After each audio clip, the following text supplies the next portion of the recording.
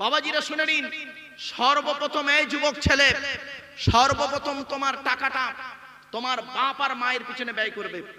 গাছের প্রথম ফলটা সর্বপ্রথম বাম্মাকে খাওয়াবে। পুকুরের প্রথম মাছটা, বড় মাছের মাথাটা বাপ আর মাকে খাওয়াবে। আল্লাহ রাসূল বলেছেন, রাদিয়াল্লাহু ফি রাদিয়াল ওয়ালিদাইন ওয়া সাকতুল্লাহু ফি সাকতিল ওয়ালিদাইন। আল্লাহর নবী বলেছেন, কোন বাপ আর মা যদি তার সন্তানের উপরে হকের উপরে নারাজ থাকে, আল্লাহ নারাজ হয়ে যাবে। আর কোন বাপ আর মা যদি তার ছেলে মেয়ের উপরে হকের উপরে খুশি থাকে, আল্লাহ খুশি হয়ে যাবে। কোথায় আছেন আপনি? বাম্মাকে কাঁদিয়ে শ্বশুর শাশুড়ির সেবা করছেন, মাকে খেতে দেয় না, শাশুড়ির হজেনে যাচ্ছে।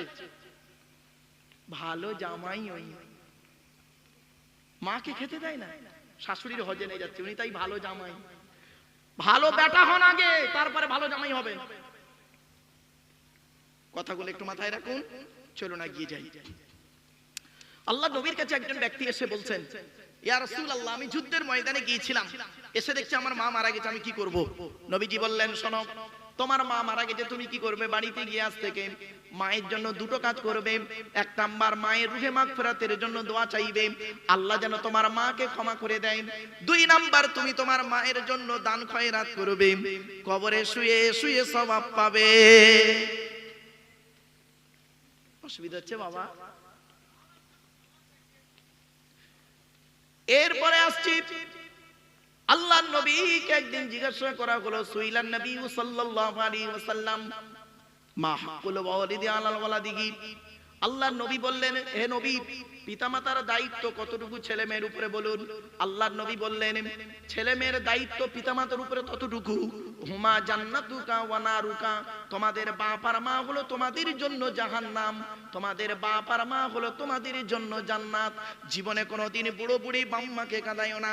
যাদের বাড়িতে বৃদ্ধ পিতামাতা বেঁচে আছে, তাদের বাড়িতে আল্লাহর রহমত ঝরে ঝরে পড়বে। শুধু তাই নয়, একজন লোক উঠে দাঁড়িয়ে বলছেন, হে নবী, আমার বাপ আর মা দুজনেই মারা গেছে, আমি কি করব? নবীজি বললেন, শোনো, মানজারা কবরা আবাওয়াইহি আও আহাদিহিমা ফি কুল্লি জুমআতিন গুফিরা লাহু ওয়া কুতিবা লাহু বারাআ। নবী বলেন, জুম্মার দিনে যদি কোনো ছেলে তার বাপ আর মায়ের কবরটা জিয়ারত করে, ওই ছেলের দোয়ার ওসিলায় বাম্মার কবরটাকে আল্লাহ পাক আলোয় আলোকিত করে দেয়। বাপের কবর জিয়ারত করেছেন, বাম্মার নামে দান খয়রাত করেন, বাম্মার নামে গরিবকে খাওয়ান, আপনি কোথায় আছেন? আপনি ভাবলেন আপনি আপনার বাম্মার সেবা করেননি, বাম্মার জন্য দান খয়রাত করেননি, আপনার ছেলে আপনার জন্য সেবা করবে, আপনার দান খয়রাত করবে, এই আশা করছেন কি করে?